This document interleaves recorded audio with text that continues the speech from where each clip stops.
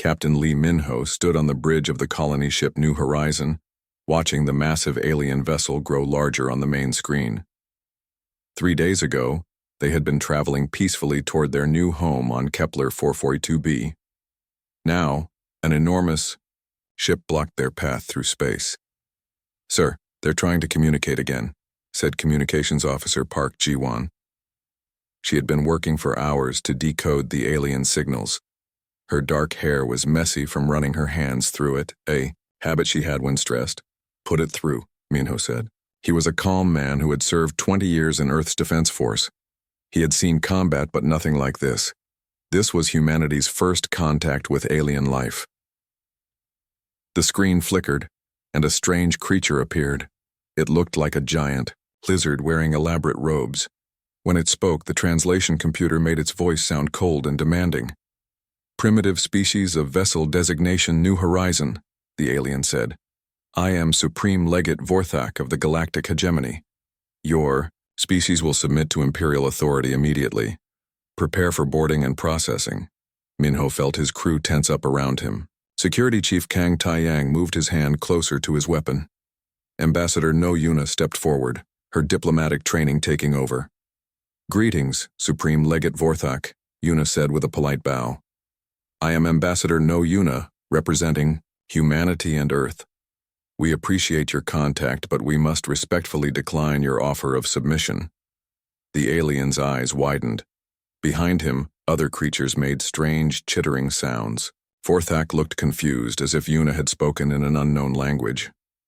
"You decline," Vorthak said slowly. "No species declines Imperial membership. It is not possible. You must have misunderstood. Submit now, and your processing will be gentle." "I think you misunderstood us," Captain Minho said, stepping beside Yuna. "We're not looking to join anyone's empire. We're just trying to reach our new home." Vorthak made a gesture, and the image shifted to show hundreds of other alien ships. Each one was twice the size of the New Horizon. "Observe the might of the hegemony. We have ruled this galaxy for 1 million years. Over 800 species serve the Empire. Resistance is impossible." Dr. Park Ji-won had been studying the alien ship designs while they talked. She whispered to Minho, "Sir, their technology is advanced, but I'm seeing some interesting weaknesses in their shield patterns." Minho nodded slightly but kept his eyes on the screen. "That's very impressive, Legate Vorthak. But we humans have a saying. We don't serve anyone without choosing. Choice?" Vorthak said the word like it tasted bad. "Choice is inefficient. Choice creates chaos. The Empire provides order, purpose, and peace. Why would you choose uncertainty over the safety of Imperial protection?" Ambassador Yuna smiled. "Because, Your Excellence, uncertainty is where growth happens. We prefer to make our own mistakes rather than live under someone else's perfect plan." Security Chief Taiyang had been quietly scanning the alien ships. He looked at Minho and nodded once. The human ship was outnumbered, but their weapons were more advanced than the aliens seemed to realize. "This is your final opportunity," Vorthak said. "Submit willingly, and your species will be granted worker-class status immediately. Continue this foolish resistance and you will be classified as hostile entities. The penalty for hostile entity status is complete annihilation." The bridge fell silent. Everyone looked at Captain Minho. He had to make a choice that would affect all of humanity's future. Minho stood up straight. "Legate Vorthak, I need you to understand something about humans. We've been fighting for our freedom for thousands of years.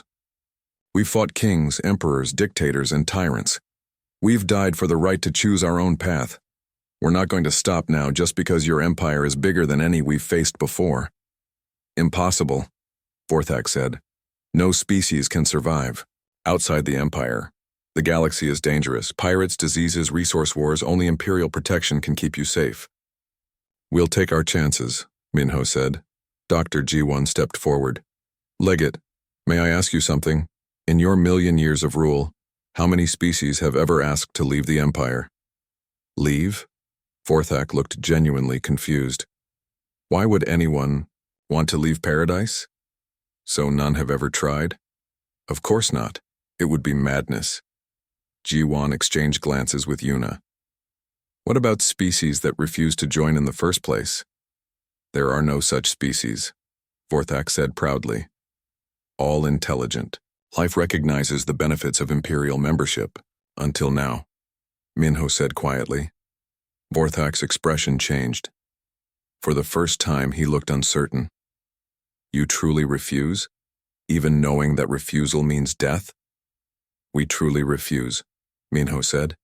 Even knowing that. Sir, Taeyang said quietly. Their weapon systems are powering up, Minho nodded. All hands battle stations. Ambassador Yuna, send a message to Earth. Tell them we've made contact and tell them what we've chosen. Yuna's fingers flew over her console. Message sent, Captain. Vorthak was talking rapidly to his subordinates in their own language. When he turned back to the screen, his face looked grim. Captain Lee Minho of the human species, you have forced my hand. I hereby declare humanity a hostile entity under Imperial Law 4747. Your extinction will serve as an example to others who might question Imperial authority. Legate, Minho said calmly. I need you to understand something else about humans. We don't go down easy. The connection ended. The alien ships began moving into attack formation. All crew to emergency stations, Minho announced over the ship's communication system. This is Captain Lee Minho speaking. Today we face our first test as a free species in this galaxy. We could have chosen safety by surrendering our freedom. Instead, we chose to remain human. Whatever happens next, remember that we face it as free people. Dr. Ji-won checked her sensors. Captain, I count 47 alien ships moving to surround. Us on weapon status? Minho asked. All defensive systems online, Taeyang reported. Our new shield technology is ready. Particle cannon arrays are charged. Ambassador Yuna looked up from her station. Sir, I'm receiving transmissions from Earth. The government supports our decision. The defense force is mobilizing.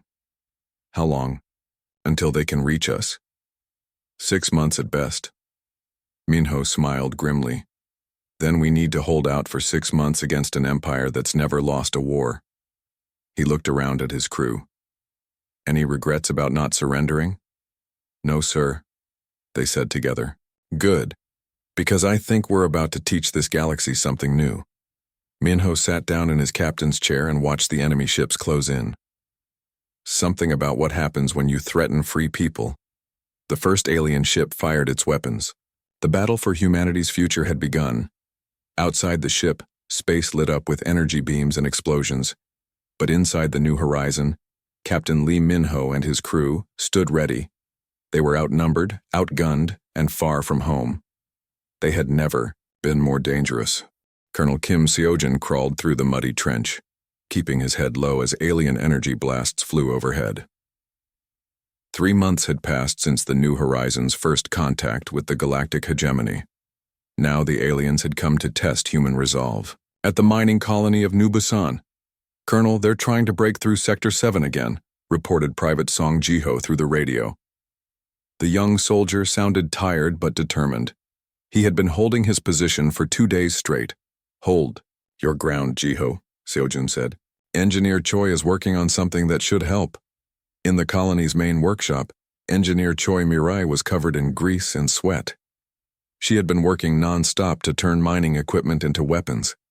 The aliens had come expecting to fight a primitive species with simple tools. They were about to learn how wrong they were. Almost got it, Mirai muttered, connecting the last power cable to the modified mining laser. She had turned it into something that could cut through alien ship armor. This should give them a surprise. The hegemony had sent 40 ships to destroy New Busan. They called it a punishment fleet, enough force to wipe out what they thought would be helpless colonists. But they had not studied human history. They did not know about the wars humans had fought against impossible odds. Captain Lim Haeji climbed into her fighter craft, one of only 5 that the colony had. Each fighter was outnumbered by nearly 10 alien ships. But Haeji had trained for this her whole life. She had never backed down from a fight, and she was not going to start now. Phoenix Squadron, this is Phoenix Leader, she said into her helmet. Radio.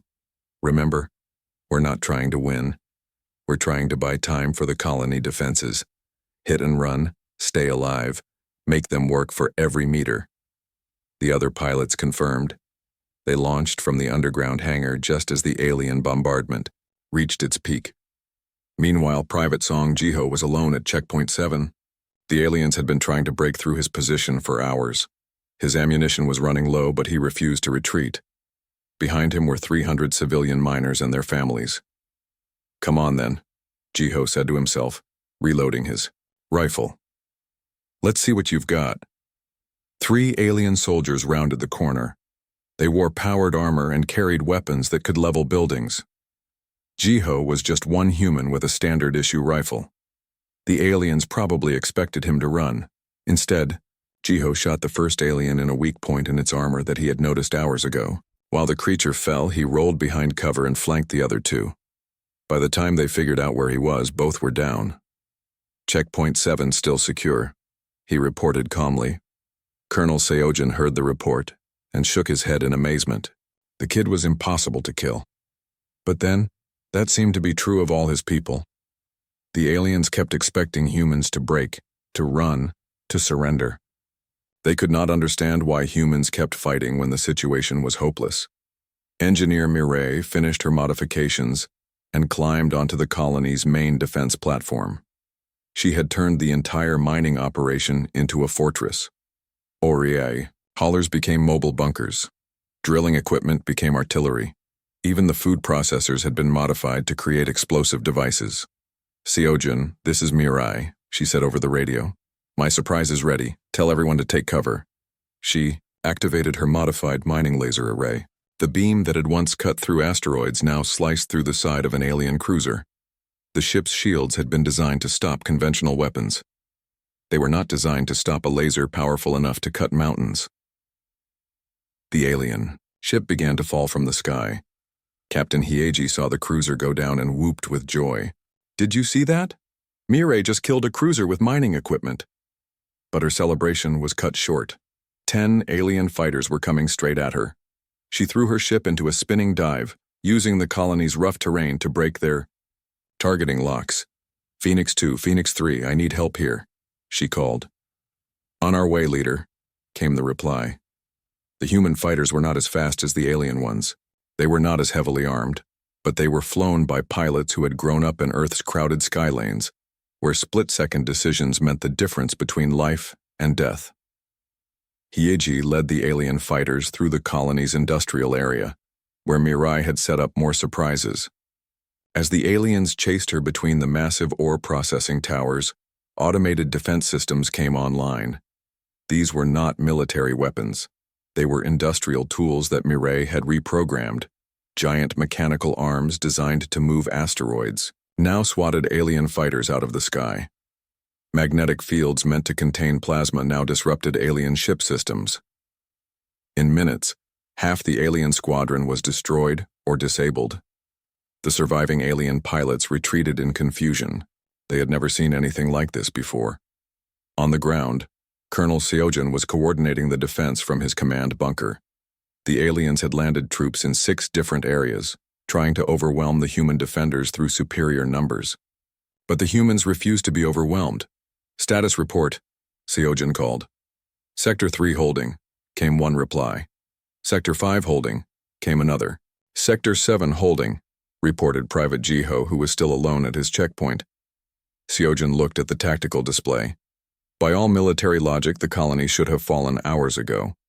The aliens had better weapons, better armor, and 10 times as many troops.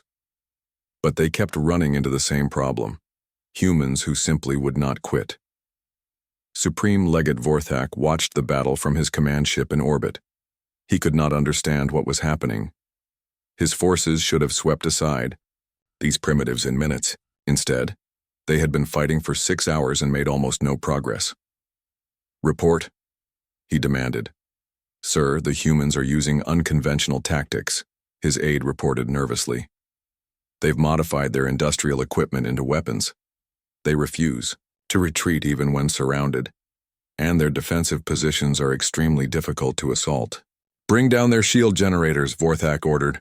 We've tried, sir. They don't have shield generators. They're using the natural terrain and their mining tunnels to create cover. Vorthak's frustration grew. Then bomb them from orbit. Sir, our bombardment is ineffective. They've hidden all their critical systems underground, and our surface forces report that every time they secure an area, the humans counterattack and take it back. On the surface, Engineer Mireille was already working on her next project. She had connected the colony's power grid to the underground rail system that transported ore. Now she could send electric shocks through the tunnels whenever aliens tried to use them. Let's see how they like a few thousand volts, she said, activating the system. Screams and explosions echoed from Tunnel 7 as alien troops discovered that the mining tunnels were no longer safe passage routes. Captain Hiji landed, her damaged fighter in the underground hangar. She had lost Phoenix 3, but they had taken down 8 alien ships. As she climbed out of her cockpit, she saw mechanics already working to repair her fighter. How long until I can fly again? She asked. Give us 20 minutes, the chief mechanic said. We're installing some of Mirai's new modifications. What kind of modifications? The mechanic grinned. The kind that will really annoy our visitors. Private Jiho was still holding Checkpoint 7 when the aliens tried their largest assault yet. 20 soldiers in powered armor came at his position from 3 directions. He was down to his last magazine of ammunition. This is Jiho, he said, into his radio. I could use some help here. Help is coming, Mireille's voice replied. Get ready to duck. Jiho threw himself into his foxhole just as the ground around him exploded. But it was not alien weapons causing the explosion. Mireille had turned the mining charges buried in the area into remote-controlled bombs. When the smoke cleared, all 20 alien soldiers were down. Jiho stood up and checked his rifle. Still had 15 rounds left. Checkpoint 7 still secure, he reported. Hours passed. The aliens kept attacking, and the humans kept fighting back. Neither side gained much ground, but something important was changing. The aliens were getting frustrated and making mistakes. The humans were getting more creative and more dangerous. Colonel Seojin realized that they might actually survive this. The aliens were used to quick victories against enemies who gave up when the situation looked hopeless.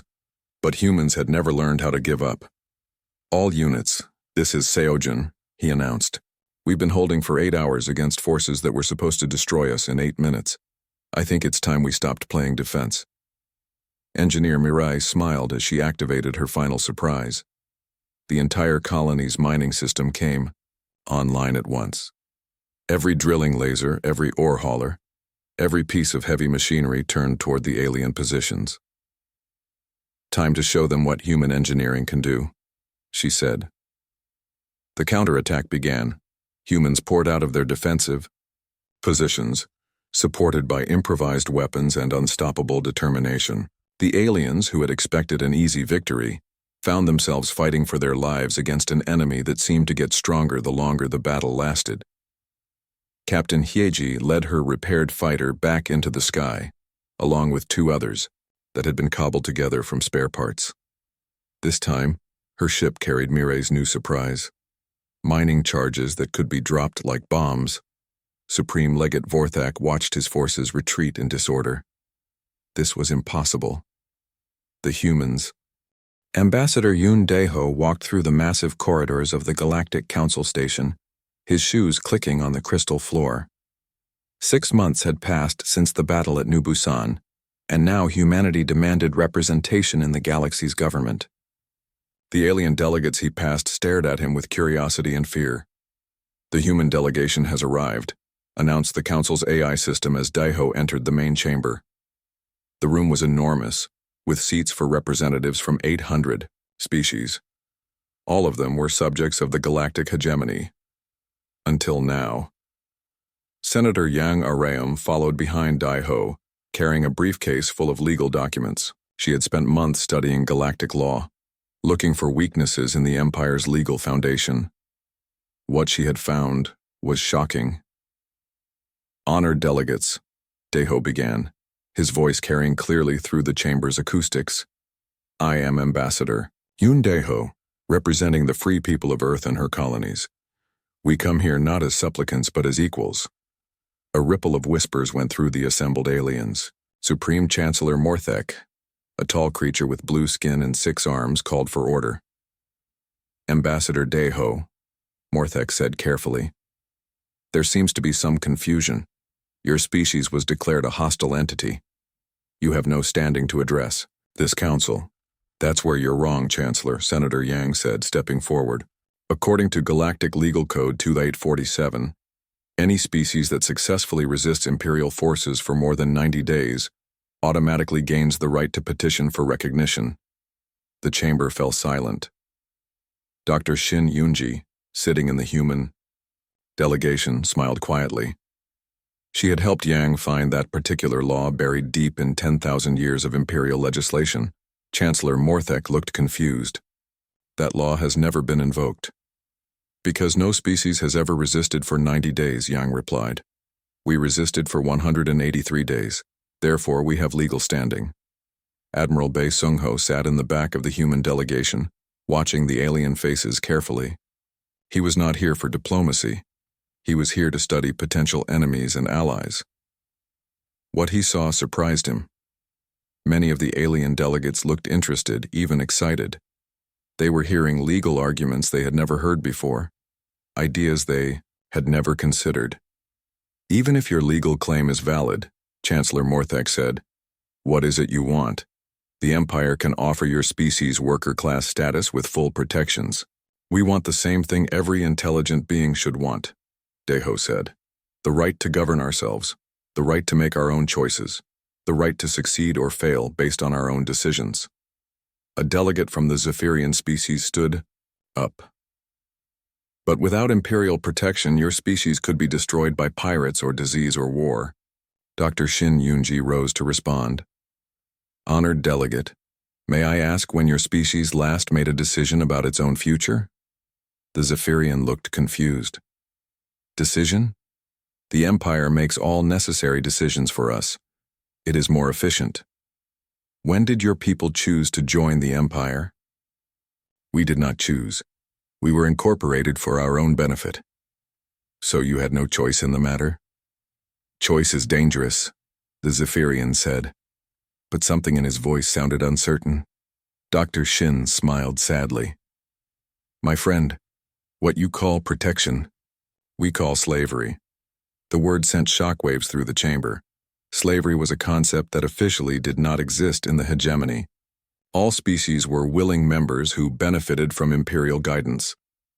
That's a very harsh word, Chancellor Morthek said. It's an accurate word, Senator Yang replied. We've studied your Empire's history. Every species was forced to join, through military conquest or economic pressure. None were given a real choice. The choice was simple, Morthek said. Join the Empire and prosper, or remain primitive and struggle alone. That's not a choice, Deho said quietly.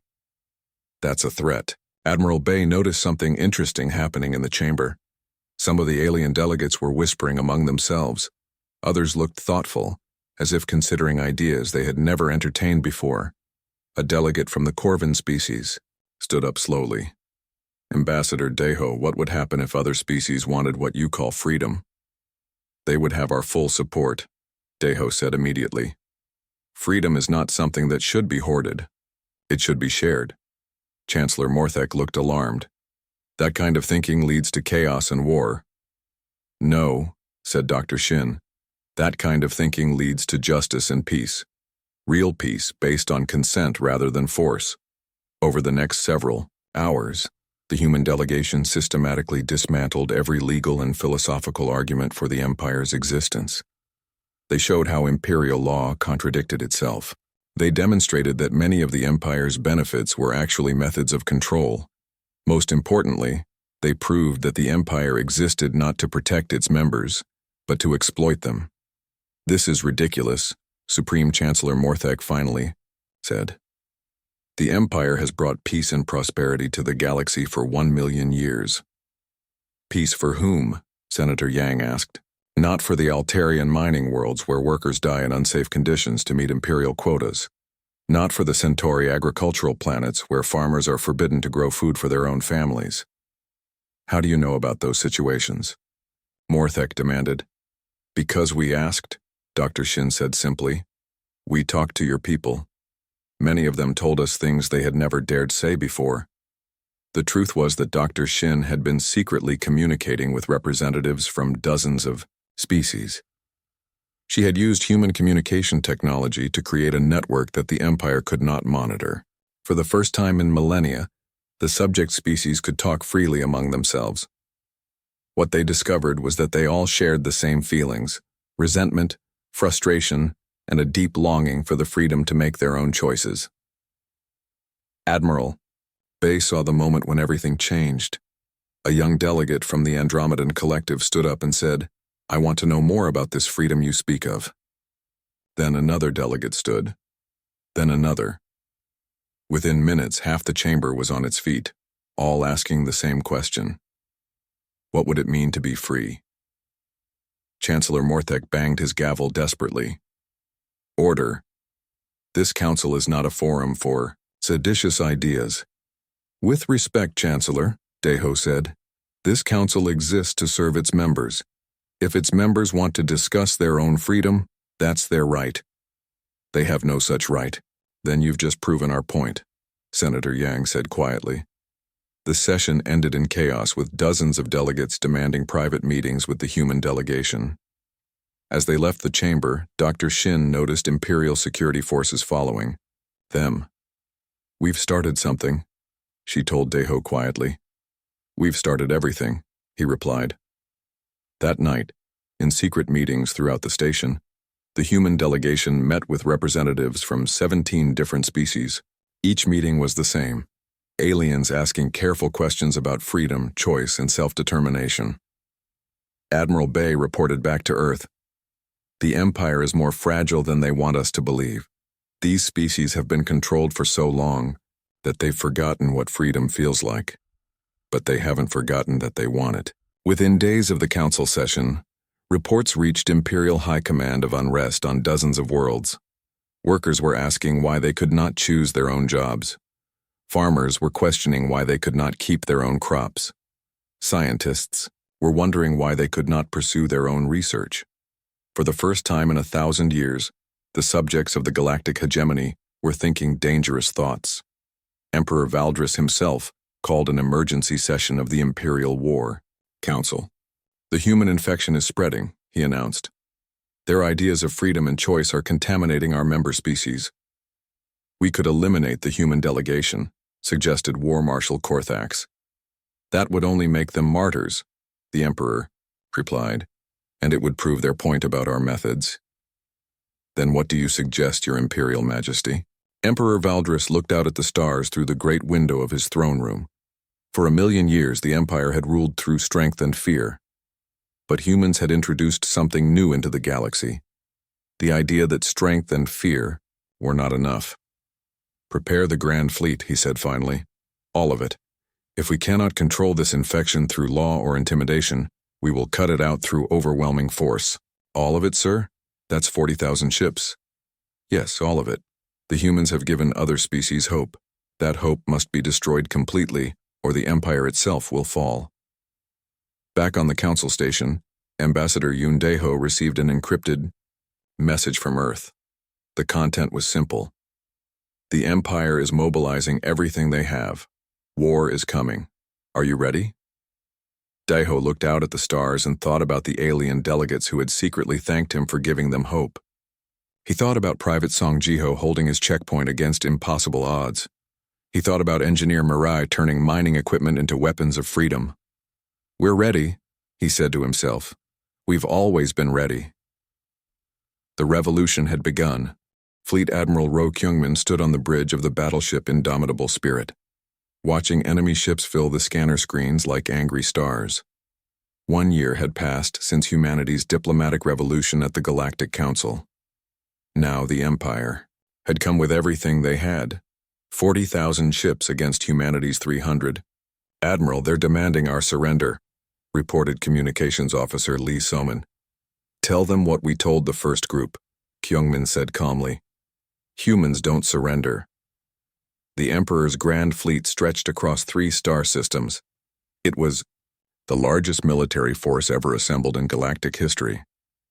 Their mission was simple: destroy humanity completely and end the revolution before it could spread further. But the revolution had already spread. On the planet Kepler-7, the Andromedan, workers had stopped mining Imperial ore. On Rigel 4, Zephyrian farmers were keeping their crops instead of sending them to Imperial storehouses. Throughout the galaxy, subject species were refusing to work for an empire that had never asked if they wanted to be part of it. Major Han, So-Young, crouched in the shadows of an Imperial supply depot on Vega 3. She led a team of 12 human Special Forces soldiers deep behind enemy lines. Their mission was not to win battles, but to inspire others to fight for themselves.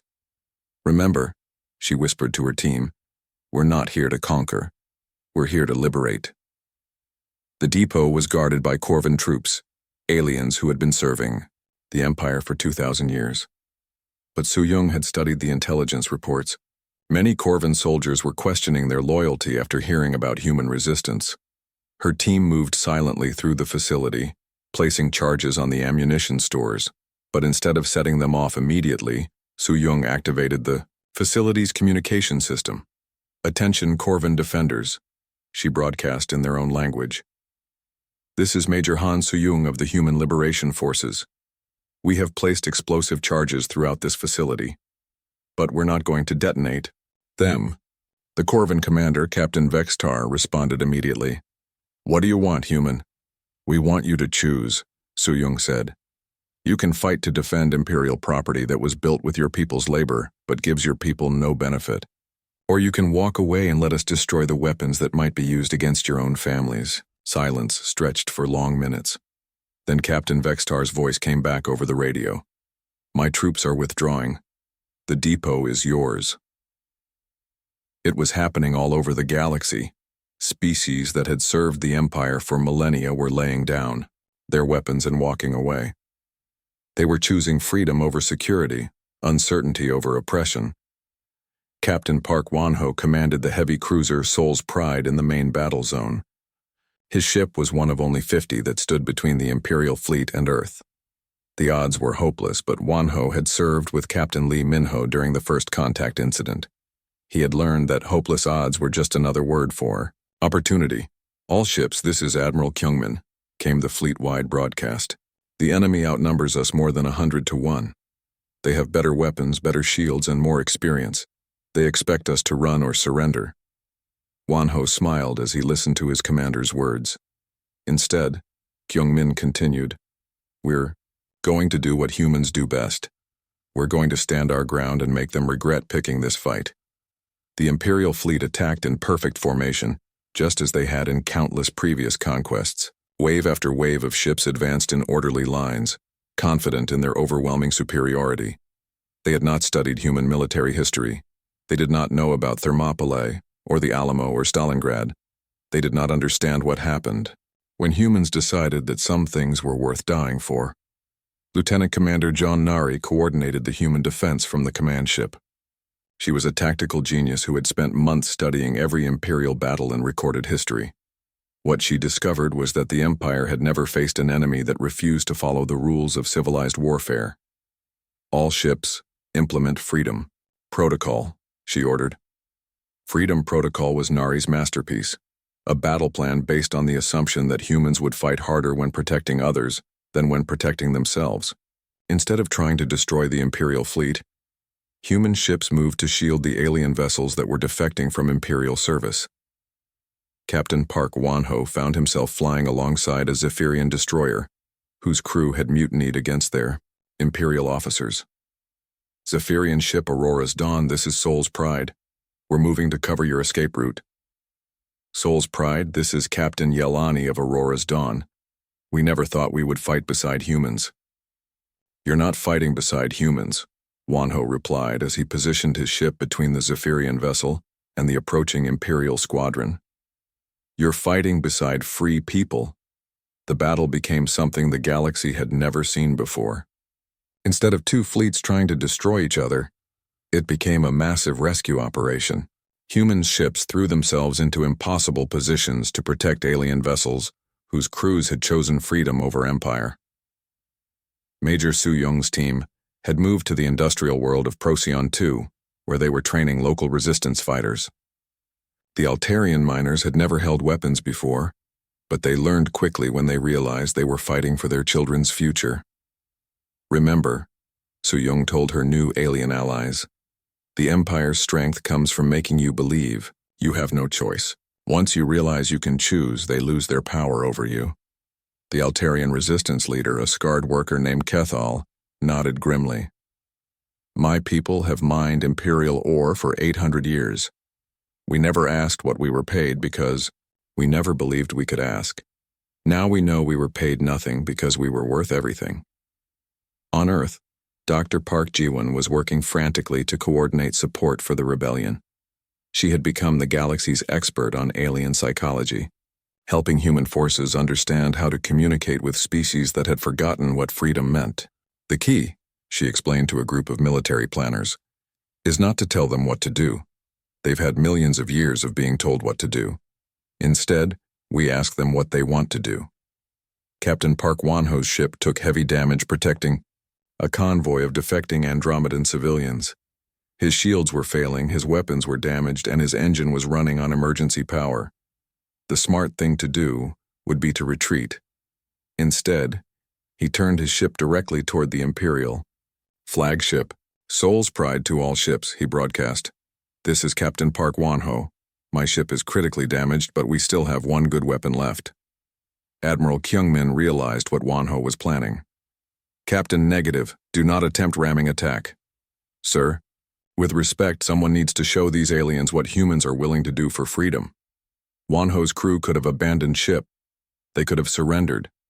Instead, they strapped themselves in and prepared for impact. The Soul's pride struck the Imperial flagship at maximum speed. The explosion could be seen from 3 star systems away. Both ships were destroyed instantly. But something important survived the explosion. Hope. Across the battlefield, alien crews who had been wavering in their loyalty saw a human captain sacrifice his life to protect people he had never met. They saw what it meant to value freedom more than life itself. The defections accelerated. Entire Imperial squadrons switched sides in the middle of battle. Species that had served the Empire for thousands of years suddenly remembered that they had once been free. Lieutenant Commander Jean Nari watched her tactical display with amazement. The impossible was happening. The Imperial fleet was not being defeated by superior firepower. It was being defeated by superior ideas. Admiral, she reported to Kyung-min, we're receiving surrender requests from 17 Imperial squadrons. They want to join the rebellion. Accept them all, Kyung-min ordered, and send them to help evacuate civilian populations. That was the moment when the war changed from a fight between empires to a rescue mission. Human forces stopped trying to destroy Imperial ships and started trying to save Imperial subjects. Major Su-Young received orders to expand her mission. Instead of just training resistance fighters, she was now coordinating the evacuation of entire worlds. Species that had never been allowed to leave their planets were finally getting the chance to find new homes. This is incredible, reported Captain Yelani of the Aurora's Dawn as her ship helped evacuate Corvin families from an Imperial labor world. These people have never seen their own planet from space. The Empire never allowed them to travel. Dr. Shin Yunji was documenting everything for the historical record. What she was witnessing was not just a war, but the collapse of the galaxy's oldest institution. The Empire is not losing because humans are better fighters, she wrote in her daily report. It's losing because we've shown their subjects that they have a choice. And when given a choice between freedom and security, intelligent beings choose freedom every time. Emperor Valdris watched his empire crumble from his throne room on the capital world. Reports came in hourly of new rebellions, new defections, new species declaring independence. How is this possible? He demanded of his advisors. We have ruled for 1,000,000 years. Your Imperial Majesty, said his chief advisor carefully, the humans have introduced a new concept to the galaxy. They call it voluntary association. Species are choosing to work together. President Minje stood at the podium in the Great Assembly Hall on New Geneva Station, looking out at representatives from 412 species. 2 years ago, these beings had all been subjects of the galactic hegemony. Today, they were founding members of the Free Worlds Alliance. Friends, Minje began, his voice carrying to every corner of the hall. We gather today, not as conquerors and conquered, but as equals, choosing to work together. In the front row sat former Supreme Chancellor Morthek, now representing the reformed Centauri Republic. Beside him was Captain Yelani of the Zephyrian Federation, and Kethal, who had become the first elected leader of the Altarian Mining Collective. The galactic hegemony had not been destroyed in battle. It had simply collapsed when too many of its members chose to leave. Emperor Valdris had abdicated 6 months ago when even his own palace guards asked for permission to go home to their families. General Nam Hewan watched from the security station, but her job had changed completely. Instead of planning attacks, she now coordinated the galaxy's first truly defensive military force. The Free Worlds Defense Pact existed for one purpose: to ensure that no species could ever again be forced to serve against their will. The first article of our charter is simple, President Minje continued. Every intelligent species has the right to govern itself. Every individual has the right to choose their own path. No one may be forced to serve another's will. Scientist Kim Do-hyun was not present at the ceremony. He was busy in his laboratory working with alien researchers from dozens of species to develop new technologies. But unlike the imperial system, where all research served the state, these innovations were shared freely among all alliance members. The beautiful thing, he had told his assistant earlier, is that when you stop hoarding knowledge, you discover that everyone has something to teach you. His latest project involved Andromedan gravity manipulation, Zephyrian atmospheric engineering, and human adaptive engineering. Together, they were creating technologies that none of their species could have developed alone. Diplomat Seo Youngji was in another part of the station, meeting with representatives from the last holdout imperial worlds. These species were afraid to join the alliance, worried that freedom would mean chaos and conflict. I understand your concerns, she told the Rigelian delegate. Your people have lived under imperial protection for 3,000 years. The idea of making your own decisions must be terrifying. What if we make wrong choices, the Rigelian asked. What if we fail? Then you'll learn from your mistakes and try again, Seo replied. That's what free people do. We fail, we learn, we improve. It's messy and inefficient and sometimes painful, but it's ours. And if other species threaten us, then the Defense Pact will protect you, but not by conquering your enemies, by helping you defend yourselves. Back in the assembly hall, President Minje was reading the names of the species that had gained independence during the revolution. The list took 20 minutes to complete. Each name represented millions of beings who had chosen freedom over security. The Corvan Republic, founded by popular vote after 800 years of imperial rule. The Altarian Mining Collective, governed by worker councils for the first time in their history. The Andromedan Federation, reuniting 12 worlds that had been separated by imperial borders. As each name was read, the representative species stood and was welcomed by applause from the entire assembly. Many of the aliens were crying, some with joy, others with relief that their long captivity was finally over. Former Major Han Soo-young, now Director of Liberation Operations, was not at the ceremony either. She was on the former imperial capital, World, helping to resettle species that wanted to return to their homeworlds after centuries of forced relocation. The hardest part, she explained to her team, is helping them believe they really are free. Many of these people have never made a choice about where to live or what to do with their lives. Her current assignment was helping a group of vegan refugees who had been taken from their homeworld as children and raised to serve as imperial bureaucrats. Now adults, they had never seen their own planet. Are you sure we're allowed to go home? Asked one of the refugees, an elderly vegan named Mordan. You're allowed to go anywhere you want, Soo-young said gently.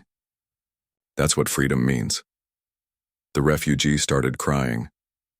I was 3 years old when they took me. I never thought I would see home again. General Nam Hae-won was dealing with a different kind of challenge. As the alliance grew, some members worried about security. Without the Empire's military protection, what would stop pirates, raiders, or hostile species from attacking them? The old way was to have one massive military that controlled everyone, she explained to the Defense Committee. The new way is to have many smaller forces that protect each other. The Free World's Defense Pact was revolutionary in its design. Instead of one central command, it was a network of mutual defense agreements. Each species maintained its own military, but all were committed to helping each other when threatened. We're not trying to create a new empire, Haywin said.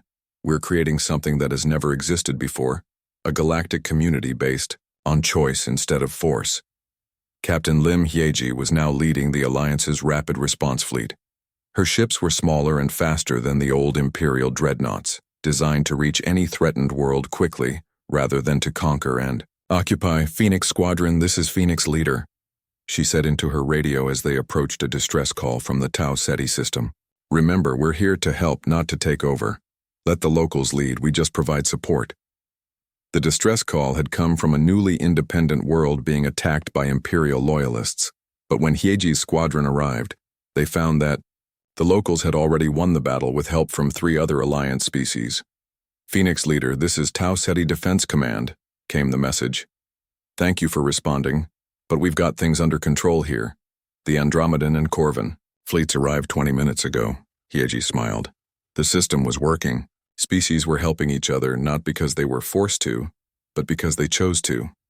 Back at the founding ceremony, President Min-jae was concluding his speech. 2 years ago, humanity entered this galaxy as strangers, he said. We found an empire that claimed to bring peace through control. Today we celebrate something better. Peace through choice. The Free World's Alliance is not perfect. We will make mistakes. We will have disagreements. Some of our members may even choose to leave, and that will be their right. But we will face these challenges as free beings working together, not as subjects serving a master. The Empire taught the galaxy that strength comes from unity imposed by force.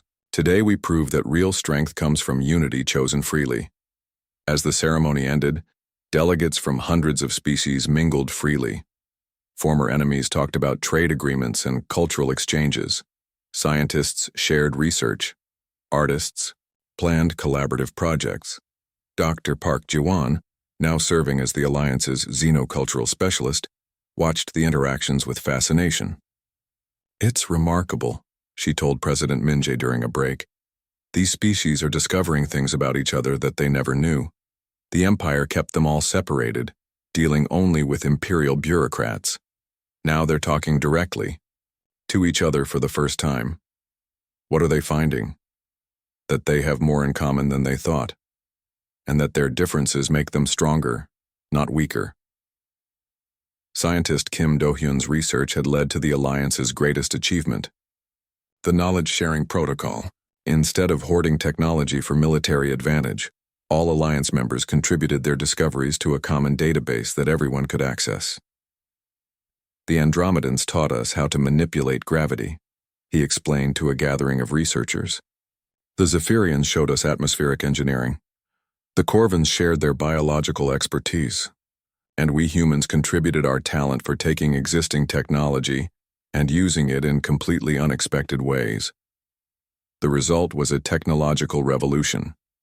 Worlds that had struggled under imperial quotas now flourished with tools designed to help them thrive. Species that had been forced into narrow specializations could now explore any field that interested them. Meanwhile, on the former imperial worlds, something unexpected was happening. Instead of collapsing into chaos as the Empire had predicted, most of these worlds were functioning better than ever. It turns out, reported diplomat Seo Youngji, that when people are working for themselves instead of being forced to work for others, they're much more motivated.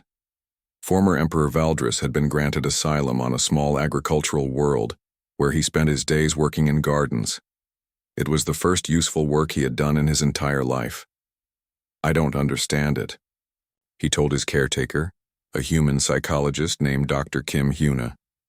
Without the Empire to organize everything, how does anything get done? People organize themselves, Dr. Kim explained patiently. When they're free to choose, they usually choose to work together. They just want to have a say in how the work gets done. The former emperor was slowly learning to make his own decisions. It was difficult for someone who had spent his entire life having others make choices for him, but he was making progress. As the months passed, the Free Worlds Alliance continued to grow new.